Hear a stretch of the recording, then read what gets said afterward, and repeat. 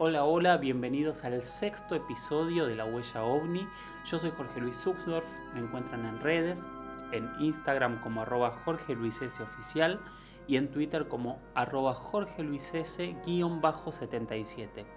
Ahí con el hashtag numeral La Huella OVNI nos comunicamos.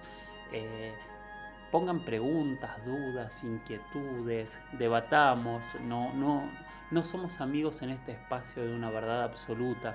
Somos amigos de esto, de poder entre todos pensar e intentar tal vez algún día llegar a conclusiones. Si les parece, vamos adelante con nuestro sexto episodio. Vamos a escuchar el siguiente audio que es de Mateo. Hola Jorge, yo tengo una pregunta. ¿Qué son los sonidos que se escuchan del cielo? Gracias Mateo por tu pregunta. Yo creo que es la pregunta de la cuarentena, ¿no? Ya la semana pasada hablamos con Juliano de @ovnis.arg. No sé si estuvieron siguiendo su sitio, pero la verdad que es súper interesante todo el material que está subiendo todos los días. Eh, y él lo que nos planteó es que hay ruidos por todos lados. La explicación más extendida el día de hoy es los cielomotos, diferentes choques de vientos en el cielo que terminarían generando corrientes de energía similares a un terremoto y que ese es el ruido que escuchamos. Hay otras explicaciones que hablan que en realidad son explosiones solares. Por supuesto hay explicaciones más paranormales que hablan de algún tipo de anuncio por todo lo que está ocurriendo. Eh, la verdad es que todavía los científicos, si bien la gente está hablando de cielomoto, no se han terminado de poner de acuerdo qué es lo que ocurre. Y acá pasan dos cosas, porque por un lado la primera duda es si realmente qué son. Y la segunda es, ¿esto se escuchó siempre o se escucha ahora por primera vez? ¿O lo escuchamos ahora por primera vez porque estamos más callados y más atentos? ¿Qué opinan ustedes? Yo, en lo personal, yo creo haberlo escuchado varias veces estos sonidos. Eh, yo vivo en un lugar más alejado, más silencioso. Y, y suelo irme a un lugar totalmente alejado y totalmente silencioso. Y yo creo haberlos escuchado varias veces.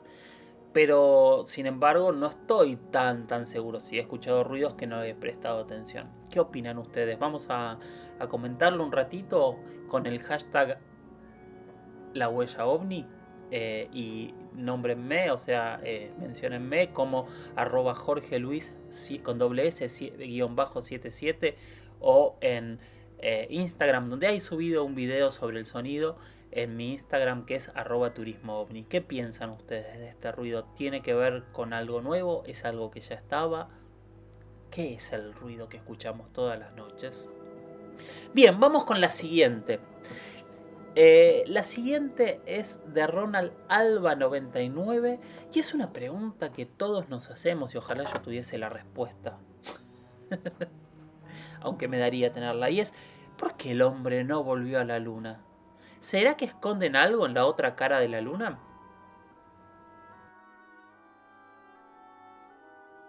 Ronald, ¿por qué el hombre no volvió a la luna? Sabés que es una pregunta que yo me hago hace muchísimo tiempo. Y mi pregunta tiene que ver con esto que, si no me falla la memoria, hablábamos también el sábado pasado. Y es desde otro punto de vista pero similar. Cuando Colón llegó a América, tuvieron que navegar 3 meses. Algunos dicen que con algunos mapas planteados y escritos por los templarios, otros dicen que totalmente a ciegas. Pero fuere cual fuere la realidad, se subieron a 3 cáscaras de nueces en medio de mares embravecidos, sin ningún tipo de comunicación con tierra, sin con riesgo a morirse de hambre, con riesgo al escorbuto, que era esta enfermedad por no comer verduras y elementos frescos, eh, y salieron a navegar hasta ver qué llegaban y qué encontraban. Para 1513, 1515, el comercio y el ida y vuelta entre América y Europa era constante. Llegar a la Luna les llevó a los primeros astronautas algo así como 3 días. 3 días en donde todo momento había comunicación, había tecnología, había comida preparada y había un montón de elementos para asegurar este viaje. Obviamente que era un riesgo gigante y lo sigue siendo al día de hoy. No quiero minimizarlo, es una de las grandes aventuras que puede tener la humanidad. Sin embargo, a lo que voy es, de alguna manera era mucho menos riesgo ir a la Luna que hacer ese primer viaje a América. El primero fue en 1969 la primera llegada, la primera pisada en teoría del hombre en la Luna. Al día de hoy, 51 años después, se fue un par de veces y no se volvió a ir y recién ahora se está planteando en regresar a la Luna.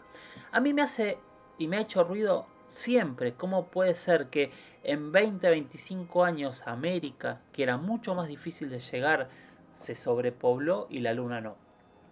Acá puede haber análisis, conspiraciones, cuestiones lógicas e ilógicas. Alguno me podrá decir, bueno, pero América estaba llena de oro y en la Luna no se encontró riqueza.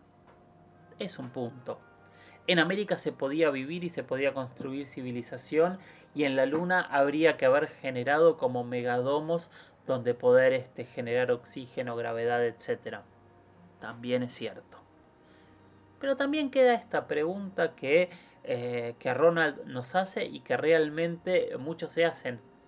¿O será que se siguió yendo a la Luna? ¿Será que hay alguna base en la Luna del lado que no vemos? ¿Será que realmente los videos que salieron la semana pasada tienen algo de realidad y hasta hay actividad y movimiento en la Luna? Son preguntas difíciles de contestar, o sea, yo lo que doy son argumentos lógicos e ilógicos para que cada uno pueda sacar sus propias conclusiones. César Gustavo I nos dice, ¿qué hay de cierto en los hombres de negro?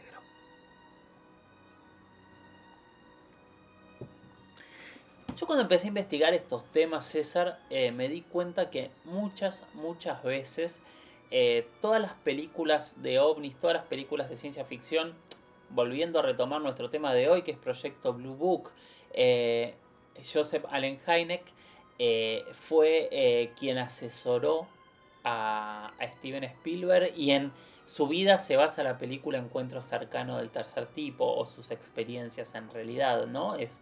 Entonces, todas las películas de ovnis de alguna u otra manera están basadas en hipótesis o teorías que algún investigador ha planteado, ha llevado a cabo o ha denunciado.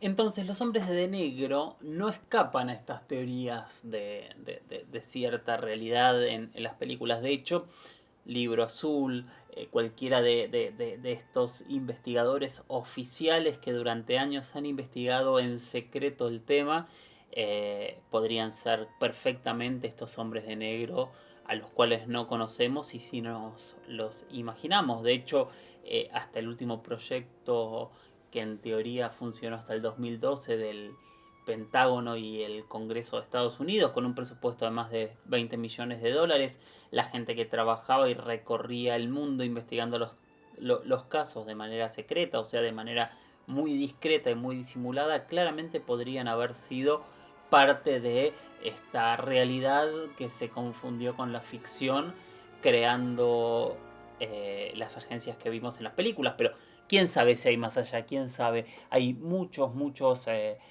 personas con un nivel de conocimiento en teoría muy alta que denuncian ser testigos de acuerdos con civilizaciones extraterrestres, acuerdos por tecnología o por diferentes elementos. Algún día podemos profundizar más en este tema. Claramente no hay pruebas de que esto sea realmente así, pero sí hay personas que lo afirman y cuando uno escucha a estas personas realmente se sorprende de que gente que debería tener información de estratos realmente muy muy altos. Bueno, vamos con el siguiente audio, que es el de Melina, con una pregunta totalmente distinta, pero que tuve la experiencia de tener respuestas de primera mano, que por supuesto ahora las voy a compartir. ¿Qué opina la Iglesia de la posibilidad de la vida extraterrestre? Soy Melina de Muñiz. Muchas gracias, Melina, por tu audio. Y la verdad que la Iglesia Católica y los ovnis abre a una enorme cantidad de puertas, de suposiciones, de conspiraciones, de secretos y de declaraciones públicas. Algún día nos podemos meter en los temas, si alguien lo pregunta o le interesa, de si hay secretos en el Vaticano relacionados con ovnis, si realmente Juan 23 tuvo un encuentro con extraterrestres, si la iglesia sabe algo más, si la iglesia sabe si los ovnis y los extraterrestres son lo mismo, si los puntos en la Biblia sobre naves voladoras, abducciones o cosas que se pueden interpretar de esta manera hoy es así, son textos figurativos, etcétera, etcétera, etcétera. Hay miles y miles de temas que tienen que ver con estos secretos y con estas incógnitas y preguntas y posibles conspiraciones en cuanto a la temática. Yo voy a encararlo desde el punto de vista que Melina lo preguntó y que por suerte he tenido varias entrevistas, varias charlas, incluso fuera de micrófonos, con algunas de las personas que han hablado públicamente y han expresado su opinión sobre esta temática.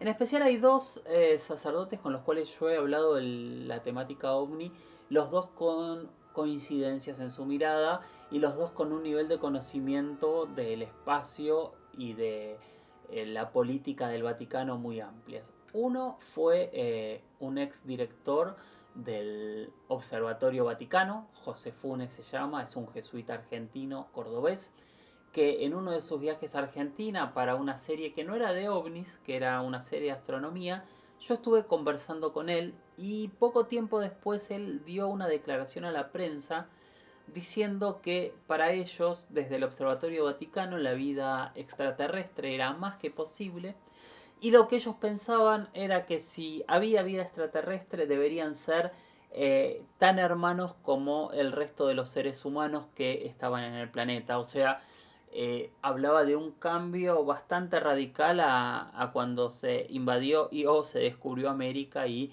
pasaron muchos años y muchos debates si los nativos de este nuevo continente eran también hijos de Dios o no. En el caso de los extraterrestres, por lo menos hay una mirada muy directa de que sí serían hermanos, y es muy interesante cómo un astrónomo, un sacerdote astrónomo que fue director del Observatorio Vaticano durante muchos años, no se cierra la posibilidad de vida extraterrestre y lo planteaba en su momento como una posibilidad bastante factible. Fue una charla súper interesante y si quieren más, googleenlo, José Funes, Observatorio Vaticano, y seguramente iban a estar muchos de sus comentarios sobre la vida extraterrestre y demás.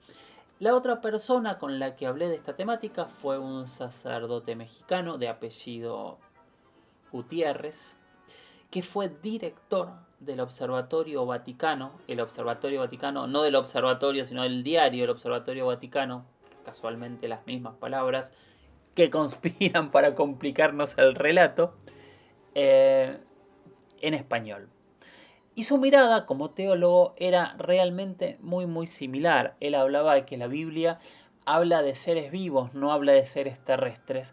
Entonces que en realidad cualquier vida en cualquier parte del universo, para ellos como teólogos católicos, seguirían estando dentro de la creación de Dios y por ende seguirían siendo parte del plan divino de la Iglesia Católica, de la creencia católica. Entonces, Melina, por lo menos estas dos posturas, estas dos personas con las que yo he conversado, las dos coincidían exactamente en lo mismo. Los extraterrestres serían parte del plan de Dios y realmente ellos no lo tomaban como una ficción muy lejana. Obviamente no estábamos hablando de extraterrestres en la Tierra, pero sí de vida extraterrestre. Espero haber respondido tu pregunta. La siguiente es de Mari Catalano, que volvemos a la actualidad y a todo lo que está pasando y también va a tener que ver con la siguiente pregunta. Mari dice, es increíble la cantidad de videos que se están compartiendo en estos días. ¿Qué teorías están dando vueltas? Hay también luces extrañas. Bueno, espero que puedas contarnos un poco de todo. Mari, pasan, que era lo que hablábamos la semana pasada con Juliano, otra vez de @ovnis.arg, esa página de Instagram que para mí es genial, sobre lo que ocurre. Estamos todos en cuarentena, estamos todos encerrados en nuestra casa y estamos todos con tiempo para observar cosas que antes no podíamos observar. A eso sumamos que ha bajado la contaminación auditiva, la contaminación lumínica, el smog en las grandes ciudades. Entonces es el momento de aprovechar para ver cielos diferentes. Aparte, bueno, cada uno desde donde está escuchando este programa sabrá cómo está su cielo. Desde aquí, desde el Gran Buenos Aires, realmente hemos tenido muchas noches con un cielo estrellado maravilloso y hemos tenido la posibilidad de sentarnos a ver este cielo. La cuarentena nos ha planteado, nos ha puesto frente a nosotros mismos, volver de alguna manera a costumbres que cada vez teníamos más perdidas los seres humanos, y una de ellas sin dudas es mirar las estrellas. Cuando miramos las estrellas aparecen cosas que no conocemos, aparecen cosas que siempre estuvieron ahí y nunca vimos, y aparecen nuestras preguntas. ¿Qué es eso que vemos? Que son preguntas milenarias y que todas las civilizaciones dedicaron mucho tiempo a intentar contestar. Algunas al día de hoy han sido respondidas, otras no, que es lo que venimos hablando desde el principio. Cada vez son menos las no respondidas, pero hay muchas que hasta el día de hoy no tienen ningún tipo de explicación. Lo que yo propongo es esto mismo que veníamos hablando desde el principio, es sentémonos, veamos al cielo, dejemos interpelarnos por las estrellas, dejemos interpelarnos por las luces que vemos allí, intentemos preguntar qué es, investiguemos, pensemos en satélites, pensemos en estrellas, pensemos en incluso en aviones, que sí hay aviones que siguen volando, no está totalmente cerrado los vuelos, lo que están cerrados son los vuelos comerciales, pero por supuesto hay vuelos. Veamos lo que hay. Hoy, aparte, gracias a la tecnología, tenemos un montón de aplicaciones para descubrir satélites, para descubrir planetas, para descubrir asteroides, para descubrir tantas cosas que podemos descartar prácticamente en el momento, que nos ayuda muchísimo a aprender y a entender, ¿no?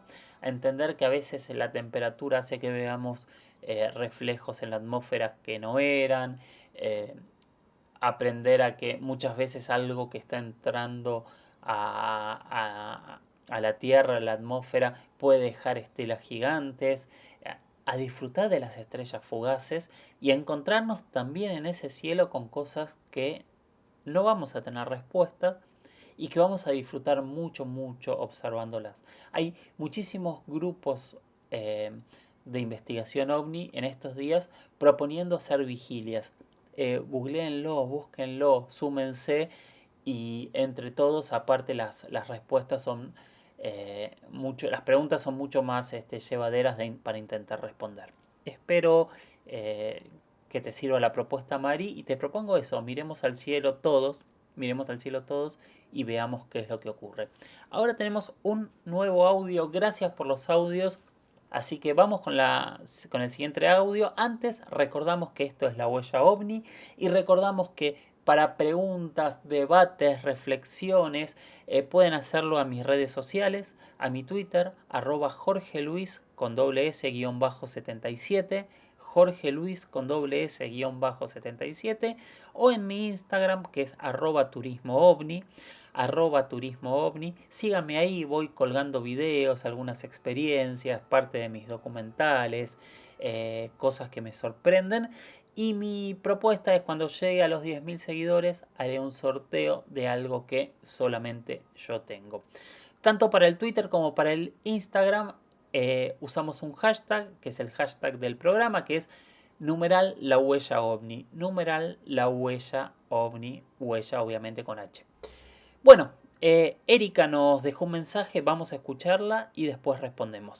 Hola, yo quisiera preguntar cuál es el último informe que hay, o sea, de cuándo data el último informe que haya sobre algún contacto con ovnis. Gracias, Erika, por tu pregunta. Imagino que a lo que te referís es a avistamientos o denuncias oficiales, porque en realidad avistamientos de gente que mira el cielo en estos días, increíblemente hay todos los días. Es muy sorprendente cómo llegan videos de Argentina, de México, de Perú, de España, de Alemania, de todos lados están apareciendo videos, muchos fake, muchos viejos y muchos que se graban ahora.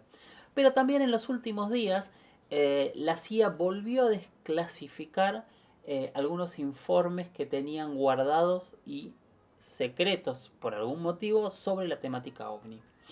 Básicamente desclasificó 10 documentos bajo el título que se llama OVNIs, realidad o ficción, y en esos documentos son diferentes temáticas que se llaman platillos volantes informados sobre Alemania en 1952, acta de la reunión del jefe de sucursal sobre ovnis 1952, platillos volantes informados sobre España y el norte de África 1952, encuesta de informes de platillo volador en 1952, platillos volantes informados sobre las minas de uranio del Congo belga, también de 1952, panel científico asesor sobre objetos voladores no identificados de 1953, memorándum de la oficina sobre platillos voladores de 1949, memorándum al director de la CIA sobre platillos voladores de 1959, reunión del grupo asesor sobre OIS sobre ovnis 1953 y memorándum del registro de platillos voladores de 1952. Fíjense cómo en 1953, que tiene que ver otra vez con Proyecto Libro Azul, dejamos de hablar de platillos volantes para hablar de ovnis, para hablar de UFOs. Son documentos interesantes. Obviamente ninguno de estos documentos asegura que estos platillos volantes sean extraterrestres o que estos ovnis sean extraterrestres. Sí aseguran esto que nosotros sabemos e insistimos desde el principio. Es un tema que se preocupa y que oficialmente se investiga y que después de investigar se oculta. O sea, estamos hablando de documentos de la década del 50 que recién en 2020, mi ubicación temporal es tan buena como mi matemática, verán, que en 2020 aprueban la opción de darlo a la luz. ¿Por qué? ¿Por qué los documentos se ocultan? Y si se ocultaron durante tantos años, lo que desclasifican es la totalidad del documento, es la totalidad de las conclusiones. ¿Podemos confiar en que es así? Realmente es muy debatible y son temas altamente sensibles y que nos hacen justamente pensar en qué es lo que hay detrás del fenómeno ovni y de su investigación, ¿no? Bien, la siguiente pregunta. La siguiente pregunta, por lo que estoy viendo acá, y pido disculpas, borré el nombre de la persona que la mandó. Pero es sumamente interesante. Así que gracias a quien fuere. Y prometo, si me dice quién fue, lo nombro en el próximo programa. Es ¿por qué las fotos antiguas de los ovnis corresponden con la época en que se tomaron? Es decir, hay una carrocería ovni que parece que va evolucionando. Y es cierto. Y en esas cosas es donde nosotros podemos descartar lo que son modas, lo que es contaminación cultural, de lo que son fenómenos que se mantienen en el tiempo. Hay muchos fenómenos que han variado, que realmente parece que van evolucionando, y después hay muchísimas descripciones de objetos, de luces, que tienen cientos de años de descripciones similares. Entonces, Es una de esas grandes preguntas que tenemos y podemos hacer cuando nos enfrentamos a una imagen. Hay imágenes viejas que realmente sí parecen el ovni de metal, con remaches y la cúpula de vidrio, pero también hay imágenes antiguas que se siguen pareciendo a imágenes que se ven hoy. Qué sé yo, pienso en los ovnis cigarros. Hace 40 años que hay descripciones iguales de cigarros voladores. Pienso en ciertos tipos de luces. Pienso en descripciones que incluso están en la Biblia y que si uno se corre del concepto teológico, va a ver que son muy similares a descripciones que se siguen dando en el día de hoy.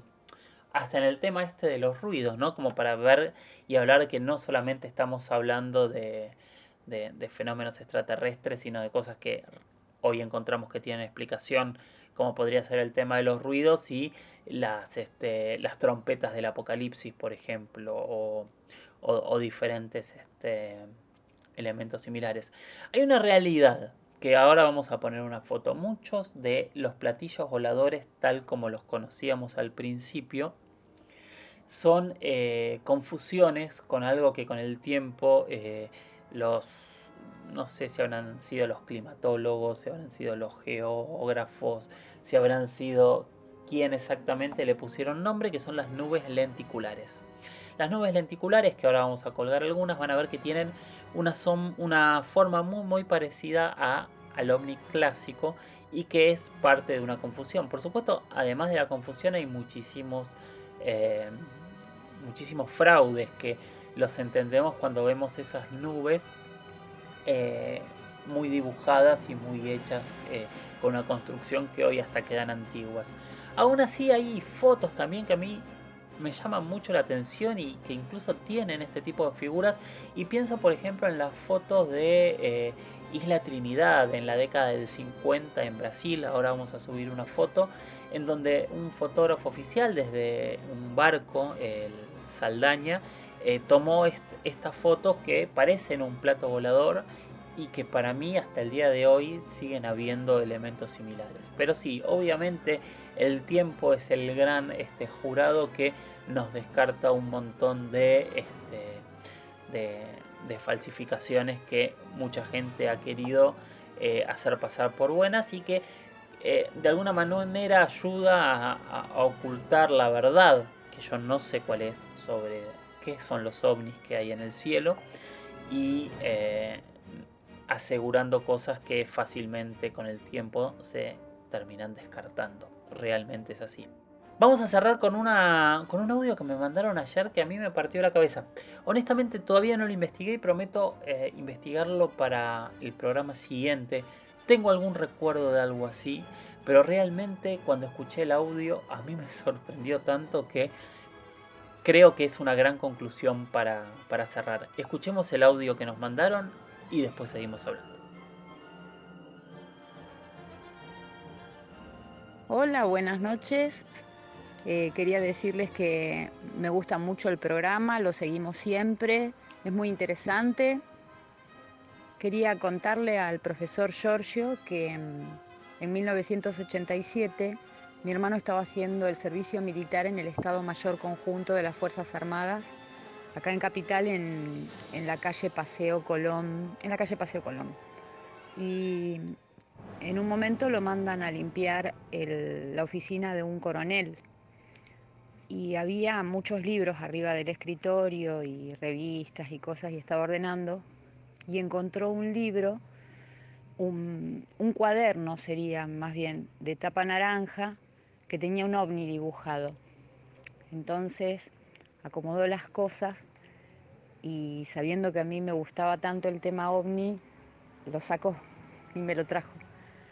Y el libro decía que era, sabiendo que Estados Unidos tenía un proyecto de libro azul, ellos habían decidido hacer el libro de tapas naranja, el libro naranja, para tratar de explicar el tema ovni, de avistamientos de objetos que no tenían una explicación científica, lógica, digamos, ¿no? Y adentro tenía una cantidad enorme de testimonios de gente, con los lugares, con las fechas, con el nombre de las personas, o sea que habían estado investigando, y algunos casos eran sorprendentes, como de película, los testimonios, y otros eran sencillos, luces, cosas extrañas pero más sencillas.